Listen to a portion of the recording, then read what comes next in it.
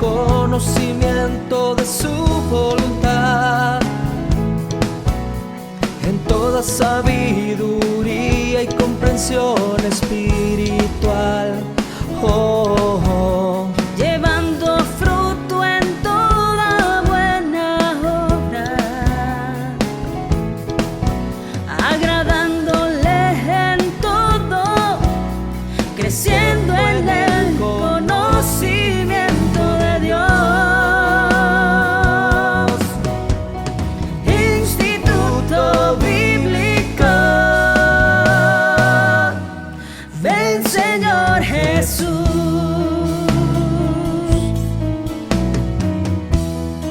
Estableciendo la cultura del reino con la palabra de Dios, instruyendo nuevos discípulos.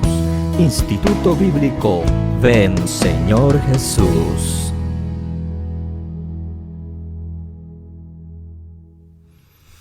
Hola, bendiciones, amados hermanos. Te saluda el pastor Juan Carlos Lima. Y qué bueno que te hayas conectado a esta nueva serie que le hemos titulado Las 7 iglesias del Apocalipsis. Realmente estamos bien emocionados de ver todo lo que vamos a estar aprendiendo juntos. Te quiero dejar saber que algunas de estas iglesias que vamos a estar viendo realmente nos van a tomar hasta 2 semanas para profundizar en ellas. Algunas otras que tienen un poquito menos de símbolos vamos a estar viéndolas en una semana, o sea, en una videoclase. Pero algunas otras van a tomar hasta 2 videoclases. Así que te encargo por favor de que estés atento ahí en la guía semanal para hacer todo lo que se te pide ahí en la guía. Amén. Entre más tú profundices en todo lo que se va a dejar de tareas, exámenes y todo, te vas a dar cuenta que más vas a poder aprender. ¿Qué te parece si comenzamos con una oración? Y le pedimos al Señor de que nos bendiga el día de hoy. Amén. Padre, en el nombre de Jesús te queremos dar las gracias por cada uno de estos estudiantes que están comenzando este curso, Señor. Te pido que nos ayudes a profundizar en tu palabra, que nos des entendimiento. En el nombre poderoso de Jesús te lo pedimos y suplicamos, Señor. Gracias. Amén y amén. Bueno, comencemos entonces, amados hermanos, a ver cada una de estas áreas de estas 7 iglesias del Apocalipsis. Sí. Entremos entonces, amados hermanos, a ver el mensaje a cada una de estas iglesias. Y vamos a ver algo en general antes de entrar a la iglesia de Éfeso. Una de las cosas que tenemos que saber, amados hermanos, es de que hay un mensaje para la iglesia de ese entonces. Cada una de estas iglesias, amados hermanos, recibieron esta carta y la tuvieron que haber leído delante del pueblo de esa iglesia. Pero los estudiosos dicen de que el orden que se puso las cartas en el libro de Apocalipsis es realmente el orden que se usaba para pasarse las cartas alrededor de las iglesias. Y amados hermanos, cada una de estas cartas, aunque era dirigida a una iglesia en particular, también era leída por otras iglesias. O sea, valoraba mucho, amados hermanos, estas cartas. Y me imagino, amados hermanos, de que era de bastante beneficio para las otras iglesias estudiar lo que cada una de estas cartas decía. Ahora, el mensaje número 2 que hay aquí en estas cartas, que vamos a estar profundizando en ello, es el mensaje a los distintos tipos de cristianos. Nos vamos a dar cuenta, amados hermanos, de que en cada una de estas cartas hay un tipo de cristiano y vamos a valorar el mensaje que hay ahí. ¿Por qué? Porque miramos en la primera carta es dirigida al cristiano sin el primer amor.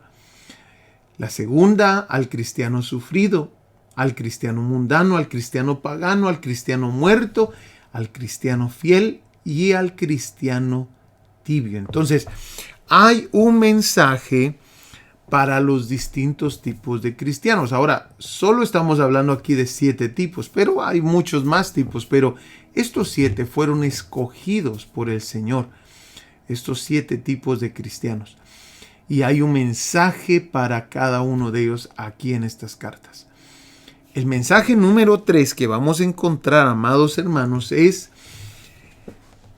un mensaje profético de los períodos de la iglesia. Sí, amado hermano, cada una de estas cartas es una profecía con exactitud, una profecía profunda. Tú te vas a quedar admirado de lo que vamos a ver, así como yo me quedé admirado. Me quedé impresionado de las profecías tan exactas de cada uno de los períodos de la iglesia. Según los estudiosos, amados hermanos, estamos viviendo el período de la Odisea, donde el cristiano es tibio. No es ferviente, no es frío, pero es tibio. Y este periodo, según los estudiosos, comenzó en el año 1900 hasta ahora. Y aunque no se sabe con exactitud cuánto va a durar, sí sabemos que es el último periodo de la iglesia antes del arrebatamiento. Entonces, cada uno de estos periodos los vamos a estar estudiando dentro de las cartas. Vamos a tomar tiempo y por eso te decía que algunas cartas vamos a tomarnos hasta 2 semanas en estudiarlas y algunas otras 1 semana. Amén. Bueno, miremos otro detalle de mucha importancia. Vamos a darnos cuenta, amados hermanos, que a cada una de las cartas o de las iglesias, el Señor se presenta de distinta manera. Por ejemplo, amados hermanos, aquí en esta carta a la iglesia de Éfeso, el Señor se presenta como el que tiene las 7 estrellas y candeleros. Y una de las cosas que vamos a notar es que cada una de estas presentaciones del Señor tienen que ver ya sea con el mensaje de la carta, con lo profético de la carta.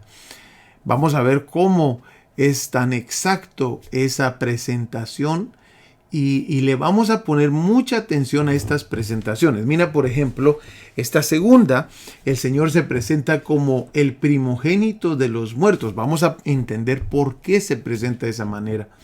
Amén. En esta otra se presenta como el que tiene la espada aguda de 2 filos. En esta otra, como el que tiene los ojos de fuego. En esta otra, Sardis se presenta como el que tiene los 7 espíritus de Dios. Y es que todo esto, amados hermanos, es hermoso. ¿Por qué? Porque está hablando de algo que va a ser sentido en la carta. Amén. En esta otra se presenta como el que tiene la llave de David. Y en esta otra, que es el último periodo de las iglesias, se presenta como el testigo fiel. Dando a entender, amados hermanos, que en este periodo de la Odisea se va a necesitar ir a corte. Y así, uno tras otro de estos periodos van a comenzar a hacer sentido proféticamente, que nos van a ayudar, amados hermanos, a comprender las riquezas de la palabra del Señor. Bueno, comencemos entonces, porque no tenemos mucho tiempo. Comencemos con la primera carta. La carta a la iglesia de Éfeso. Ahí en Apocalipsis capítulo 2, versículo 1 al 7. La carta a la iglesia de Éfeso. ¿Lo tenemos? Dice: escribe al ángel de la iglesia en Éfeso, el que tiene las 7 estrellas en su diestra, el que anda en medio de los 7 candeleros de oro. Dice esto: yo conozco tus obras y tu arduo trabajo y paciencia, y que no puedes soportar a los malos, y has probado a los que se dicen ser apóstoles y no lo son, y los has hallado mentirosos. Y has sufrido y has tenido paciencia, y has trabajado arduamente por amor de mi nombre, y no has desmayado. Pero dice, amado hermano, pero tengo contra ti que has dejado tu primer amor. Bueno, lo primero que vamos a hacer es que vamos a conocer un poquito acerca de la historia de Éfeso, de la ciudad, y un poquito también acerca de la historia de la iglesia de Éfeso. porque tenemos que profundizar, amados hermanos, y ver estos detalles para comprender lo que se está escribiendo en las cartas. Así que miremos entonces y vayamos entonces a ver un poquito de historia. Una de las cosas que tenemos que saber acerca de la ciudad es de que en esa ciudad era una ciudad con muchos templos dedicados a otros dioses, amados hermanos. Habían más de 50 ídolos en esta ciudad. Y esto, amados hermanos, involucraba el diario vivir de la ciudad. Una de las cosas que tenemos que saber es que en el mercado central de Éfeso estaba algunas prácticas, amados hermanos, que tenían que hacer toda la gente que entraba al mercado, que daba devoción al emperador de ese entonces. Algunas de estas prácticas eran incómodas para los cristianos que trataban de vivir una vida pura delante de Dios.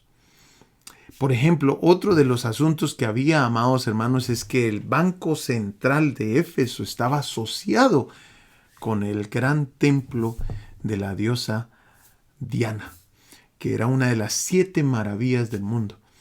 Imagínate, el Banco Central de Éfeso asociado con todo lo que era ese tipo de idolatría. También, amados hermanos, ellos tenían teatros que podían sentar hasta 25,000 personas. Eran algo impresionantes, amados hermanos, estos teatros. Y era considerada la Nueva York de esos tiempos. Recordémonos de que Éfeso era un puerto. O sea que venía gente de todos lados. Los marineros venían a Éfeso a gastar su dinero y Éfeso era considerada una ciudad llena de inmoralidad sexual. Una de las cosas que tenemos que saber es de que habían hombres en el templo de Diana que se prostituían y había mujeres también prostitutas al servicio religioso del templo de Diana. O sea, amado hermano, los marineros venían aquí a gastar su dinero y a practicar cosas muy inmorales. Amén. Miremos este otro punto. Ellos se consideraban los guardianes del templo de Diana. Y lo podemos ver eso ahí en Hechos capítulo 19, versículo 35, el cual era el ídolo principal de Éfeso. Amén. Nos damos cuenta también que Pablo fundó la iglesia aquí, evangelizando por 2 años la ciudad de Éfeso y predicándole a los cristianos por 3 años. Ahí te puse los versos bíblicos para que los tengas. Los estudiosos creen, amados hermanos, que la iglesia llegó a unos 20,000 a 40,000 personas. Y el pastor llegó a ser Timoteo. Ahora, ¿por qué se cree que Timoteo llegó a ser el pastor? Eso es lo que dicen los estudiosos. Bueno, se basan ahí por lo que es Primera de Timoteo capítulo 1, versículo 3. ¿Lo tenemos? Dice así: ¿cómo te rogué que te quedases en Éfeso cuando fui a Macedonia, para que mandases a algunos que no enseñen diferente doctrina? Entonces, esta es una de las razones por las cuales algunos estudiosos dicen el pastor de Éfeso era Timoteo. Ahora, nosotros tenemos en la palabra de Dios mucha información acerca de Éfeso. ¿Por qué? Porque tenemos una epístola dirigida a los Efesios, pero también, amados hermanos, tenemos 2 cartas dirigidas al pastor de la iglesia de Éfeso. Ya van 3. Y aparte tenemos, amados hermanos, la carta del Apocalipsis. Ya van 4. Y por supuesto sabemos de que Juan, cuando escribe el Apocalipsis, está escribiéndolo desde una isla llamada Patmos que estaba en Éfeso. O sea, tenemos bastante información acerca de esta ciudad y acerca de esta iglesia. Amén. Bueno, entonces vayamos ahora a lo que es los primeros versos de esta carta para que los comprendamos aún un poco más. Y miremos, amados hermanos, algunos detalles de importancia. Dice, escribe al ángel de la iglesia en Éfeso, el que tiene las 7 estrellas en su diestra, el que anda en medio de los 7 candeleros de oro, dice esto. Bueno, una de las cosas que vamos a comprender, amados hermanos, es que cada uno de los nombres de las cartas, de las ciudades, tiene algo profético. El Señor escogió estas iglesias para mandar profecías. Y Él sabía exactamente los significados de cada una de estos nombres de estas iglesias. Por ejemplo, miremos por favor Éfeso. Éfeso significa deseable, significa amada. Y esto es de mucha importancia y tenemos que tomarlo de esta manera, amados hermanos. Éfeso significa deseable y significa amada. Y todos estos nombres los he sacado del diccionario que se llama en inglés Exhaustive Dictionary of Bible Names. Ahora, ¿por qué es importante esto? Porque en su tiempo, amados hermanos, en el periodo de Éfeso se puede decir, amados hermanos, la iglesia fue una iglesia amada, o sea, deseable, a causa del fervor que había. Esta iglesia de Éfeso, amados hermanos, evangelizó casi toda Asia con el fervor del fuego del Espíritu Santo. Pero, así como se llama o se significa el nombre Éfeso, significa deseable y amada, también significa a la misma vez relajarse, permitido y aflojar. Mira qué tremendo. Y los nombres que yo quiero que pongamos atención es estos, porque de esto se trata esta carta, de un relajamiento en las cosas de Dios. Amén. De una falta del primer amor. Entonces, pero tenemos que notar también de que también el nombre significa deseable y significa amada. Amén. Pero no podemos ignorar que también significa aflojar y relajarse. Y es que, amado hermano, en los periodos que pasamos como cristianos, en algunas ocasiones vamos a estar con aquel fervor y aquel anhelo de buscar más de Dios y seremos una iglesia deseable. Pero cuidado, porque también podemos relajarnos y aflojar las cosas en nuestra vida espiritual, amados hermanos, y sentirnos cómodos. Pero tenemos que saber que el Señor quiere una iglesia deseable, amada, una iglesia ferviente. Este nombre significa ambas cosas, deseable, amada, pero también significa relajarse y aflojar. Ahora, miremos por favor algunos otros detalles de importancia. ¿Te recuerdas que te había mencionado acerca de estos teatros que ellos tenían para hasta 25,000 personas, amados hermanos, donde en algunos momentos sacaban leones, sacaban fieras, amados hermanos, para que pudieran comerse a gente que, como los cristianos en su tiempo de persecución? Pero también el más grande orgullo de Éfeso, amados hermanos, era el templo de Diana. Esta diosa era considerada hija de Zeus y hermana gemela de Apolo. Se permitía libertad sexual en su culto.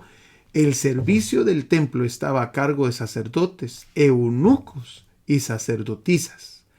La prostitución femenina y masculina se ejercía en sus recintos. Es más, amados hermanos, estaba estudiando de que una de las cosas que hacían algunos en algunos ritos era de que los varones se cortaban sus partes genitales para ofrecérselas, amados hermanos, a esta diosa. en este templo. Era algo, amados hermanos, sacado de serie totalmente. El culto que se hacía aquí. Ahora, ¿te recuerdas que te mencioné? El banco central estaba afiliado a lo que era el templo de Diana. Y también el mercado central. No podías entrar al mercado central si no hacías algún tipo de rito hacia el emperador, amados hermanos. O sea, que el cristiano de ese entonces tenía un duro trabajo para vivir en esta ciudad. Comprendiendo todo eso, ahora podemos examinar un poquito más la carta a los Efesios, examinar un poquito más la carta de Apocalipsis a Éfeso. ¿Por qué, amados hermanos? Porque ahora miramos cómo era el ambiente en que ellos vivían. Y miremos entonces rápidamente cómo llegó el Evangelio a esta ciudad. Hechos capítulo 19. Hechos capítulo 19 nos muestra que comenzó con la evangelización de 12 varones. Amén. Allí el capítulo 19, versículo 5 dice: cuando oyeron esto, fueron bautizados en el nombre del Señor Jesús, y habiéndoles impuesto Pablo las manos, vino sobre ellos el Espíritu Santo, y hablaban en lenguas y profetizaban. Eran por todos unos 12 hombres. Por supuesto, no se mencionan a las mujeres ni a los niños, y usualmente esto ocurría en el Nuevo Testamento y en el Antiguo Testamento, que no se mencionaban las mujeres y niños, pero sabemos que eran por lo menos 12 hombres. Amén. Y también nos dice la palabra del Señor de que ocurrían milagros extraordinarios. Ahí en el versículo 11, y hacía Dios milagros extraordinarios por mano de Pablo, de tal manera que aún se llevaban a los enfermos los paños o delantales de su cuerpo, y las enfermedades se iban de ellos y los espíritus malos salían. Entonces, estaban ocurriendo cosas impresionantes ahí en Éfeso, amados hermanos. Pero mira lo que dice el versículo 19. Pero otros que habían sido brujos traían sus libros de brujería y los quemaban delante de la gente. Y el valor de los libros quemados era como de 50,000 monedas de plata. El mensaje del Señor Jesús se anunciaba en más y más lugares, y cada vez más personas creían en Él porque veían el gran poder que tenía. Recordémonos, amados hermanos, que Pablo evangelizó esta ciudad por un periodo de 2 años, pero predicó a la iglesia por un periodo de 3 años. Pablo había hecho un trabajo impresionante con la ayuda del Espíritu Santo por medio de poder y señales. Ahora, es importante notar la cantidad de libros. Dice que eran 50,000 monedas de plata el costo de esos libros de los brujos. Esta ciudad, amados hermanos, estaba llena de brujería. En sus cultos, esto era lo que se practicaba. Y estos 50,000 monedas de plata, fíjate lo que yo encontré aquí en las notas de la Biblia Plenitud. Dice, aún vamos a ver dónde es. Dice, 50,000 piezas de plata. Esto probablemente se refiere a 50,000 dracmas griegas, una moneda que equivalía más o menos a un día de trabajo. Así que el valor de estos libros de magia era enorme.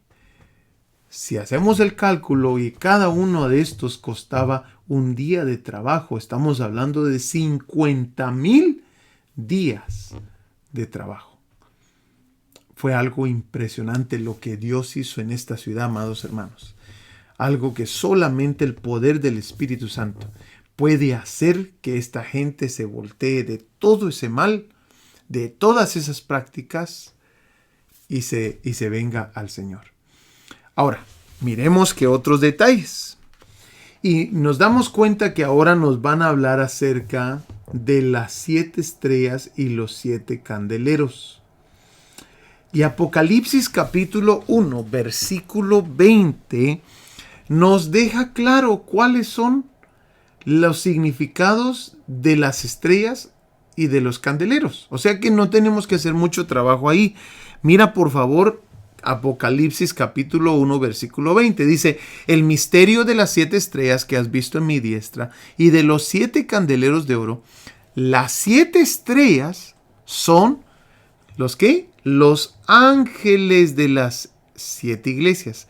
Y los 7 candeleros que has visto son las 7 iglesias. Entonces no tenemos que quebrarnos la cabeza tratando de ver qué es lo que significa el candelero y qué es lo que significa las estrellas. Entonces, vayamos y regresemos y démonos cuenta que entonces, cuando usan ahí en Apocalipsis 1:20, usan la palabra ángeles, amén, que es lo que significan las estrellas, usan la palabra ángelos en griego transliterado, que significa mensajero. Ahora, mira la definición que encontré aquí en el diccionario Vine. Dice, ya sea enviado por Dios o por el hombre o por Satanás. Pero se usa también de un guardián o representante. Esa palabra ángelos. Es por eso que algunos estudiosos, amados hermanos, dicen que estas cartas están mandadas a lo que son los pastores, o sea, los mensajeros de Dios para la iglesia. Algunos estudiosos dicen eso. Algunos dicen que era dirigida al pastor, ya que él también es un mensajero de Dios. Ahora, vayamos a esta segunda parte de este verso. También, amados hermanos, nos van a hablar acerca de los 7 candeleros de oro. Y ya nos dijo, Apocalipsis 1:20, ya nos dejó claro de que los candeleros son las iglesias. Ahí te lo puse para recordatorio. Pero nos están hablando de 7. ¿Por qué, amado hermano? Bueno, porque 7 es número completo y también significa perfecto. Dándonos a entender, amados hermanos, que el que tiene el número completo de las iglesias que Jesús edifica es Jesús. Él tiene ese número a su diestra. Amén. Por eso, amados hermanos, tenemos que tener mucho cuidado porque hay iglesias que Jesús no está edificando. Iglesias que comenzaron en división, comenzaron mal en pecado, comenzaron con malas doctrinas. Entonces hay que saber que Jesús tiene a su diestra los 7 candeleros. Él edifica su iglesia. Amén. Bueno, pero también nos está hablando de oro. Y el oro tipifica en la Biblia divinidad. Dándonos a entender, amado hermano, que no se puede ser edificado sin la divina presencia del Espíritu Santo. ¿Por qué es importante? Porque, bueno, nos están dejando claro que es un candelero y el candelero necesita fuego y necesita aceite. ¿Y quién es el que provee el aceite y el fuego? El Espíritu Santo. Ahora, hay algo que podemos aprender en el Antiguo Testamento acerca de cómo funcionaba el candelero, para que entendamos cómo funciona la iglesia. Miremos por favor ahí en Éxodo capítulo 25, versículo 31, donde vamos a comprender algunas cosas y funciones del candelabro. Amén. O candelero. Éxodo 25, 31 dice: haz un candelabro de oro puro labrado a martillo. Su base, su tallo y sus copas, cálices y flores formarán una sola pieza. Amado hermano, aquí es claro el mensaje. Si el candelabro tipifica a la iglesia, el mensaje es claro. El Señor quiere unidad en su iglesia.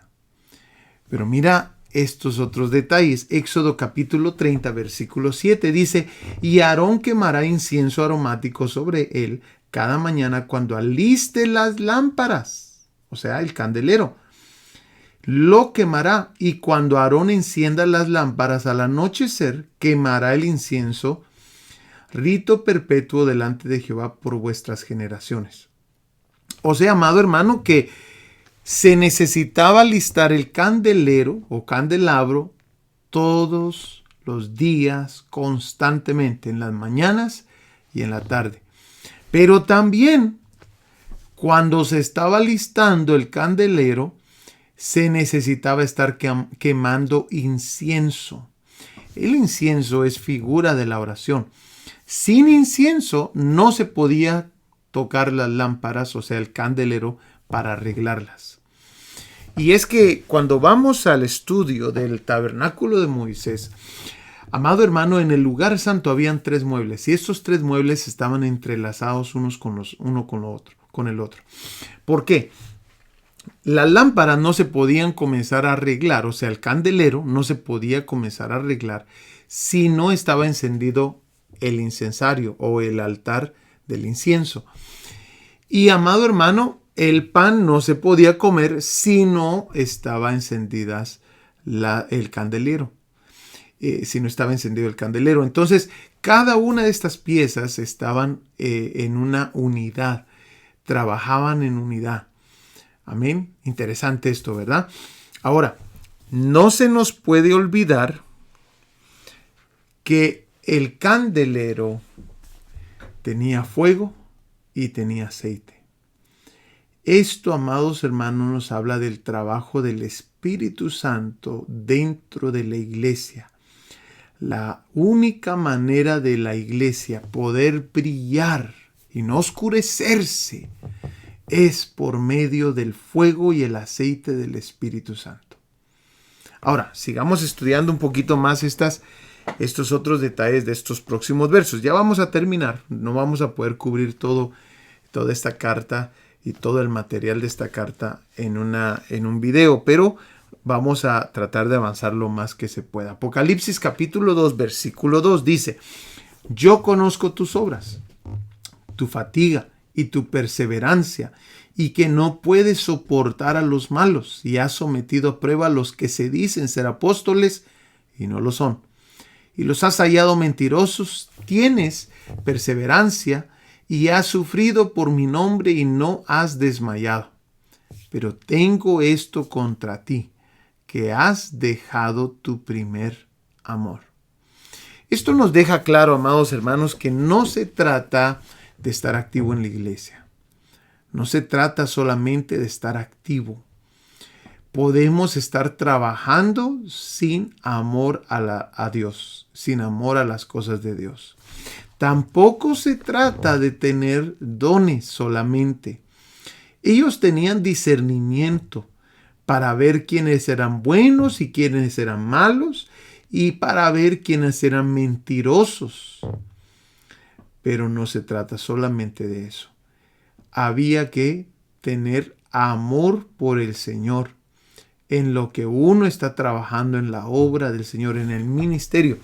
Y también démonos cuenta, amados hermanos, que se necesita perseverancia con amor. ¿Por qué? Porque se lo muestra ahí, amados hermanos, de que tienes perseverancia y has sufrido por mi nombre, dice ahí, y no has desmayado. ¿Pero qué? No tienes tu primer amor.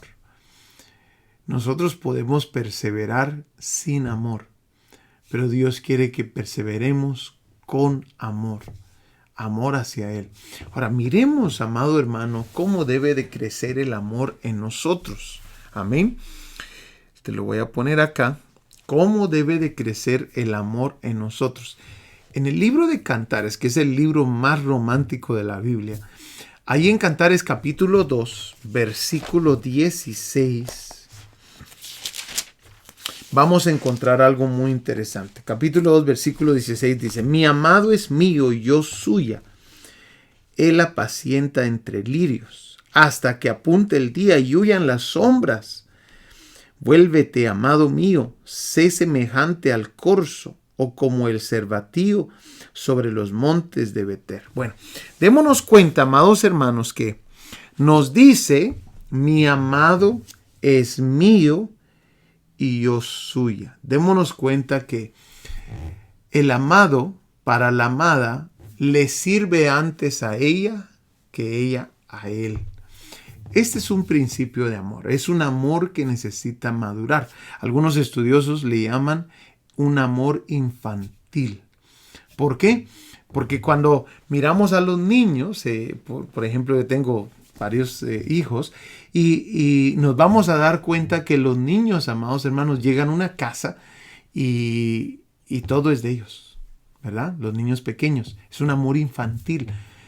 Aunque el juguete sea del niño de la casa, llegó uno de nuestros hijos y es mío. Ese es un amor infantil. Igualmente aquí, este principio de amor necesita crecer. Amén.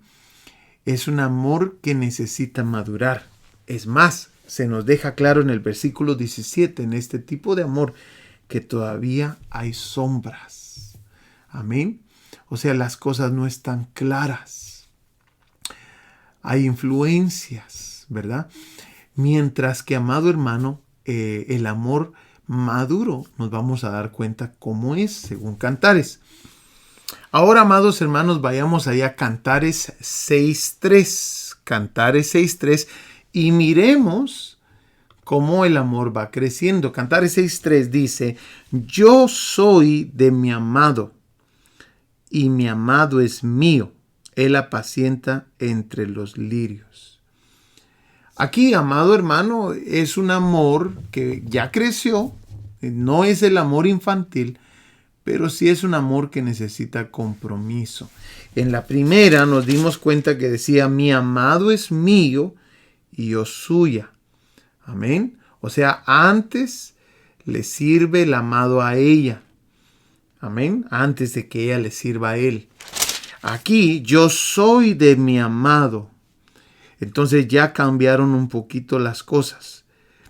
Pero nos damos cuenta que dice: y mi amado es mío, queriendo decir, aquí es donde muchos amados hermanos le sirven al Señor, media vez el Señor les sirva a ellos, ¿verdad?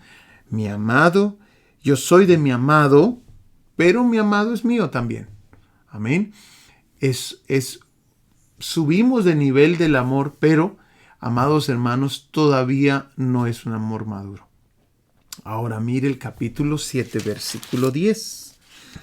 Capítulo 7, versículo 10 nos dice: yo soy de mi amado y conmigo tiene su contentamiento. Nos damos cuenta que ahora, amados hermanos, no hay condiciones en el amor. El amado le sirva o no a la amada, ella sigue siendo de él. Ya es un amor sin condiciones. Los otros dos niveles era amor con condiciones. Termino con esto. ¿Cómo se mira el primer amor entonces? El primer amor se mira cuando nosotros, el primer amor por Dios, se mira cuando nosotros le servimos a nuestro hermano. Se mira cuando nosotros tenemos devocionales con Dios de calidad. Se mira cuando la persona está enamorada de la presencia de Dios. Se mira, amados hermanos, cuando la persona no puede dejar de hablar de Jesús. Se mira cuando la persona tiene un amor genuino por el prójimo. Cuando hay dedicación en el estudio de la palabra, o sea, lee las cartas del amado. Y se mira en la calidad de oración. La próxima semana, amados hermanos, estaremos entrando a lo profético de esta carta a la iglesia de Éfeso. No te lo puedes perder. Va a ser algo que va a ayudarnos a crecer, amados hermanos, y a profundizar en las Escrituras.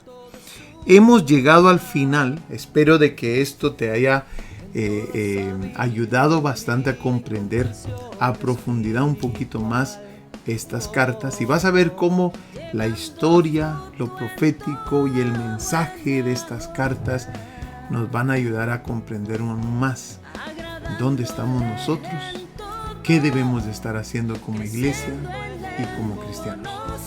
Que Dios te bendiga, amados hermanos. Te espero, por favor, la próxima semana para la lección número 2. No te olvides de hacer tu guía semanal y de también hacer tu examen. Amén. Que Dios te bendiga. Te amamos. Nos vemos. Estableciendo la cultura del reino con la palabra de Dios, instruyendo nuevos discípulos. Instituto Bíblico Ven Señor Jesús.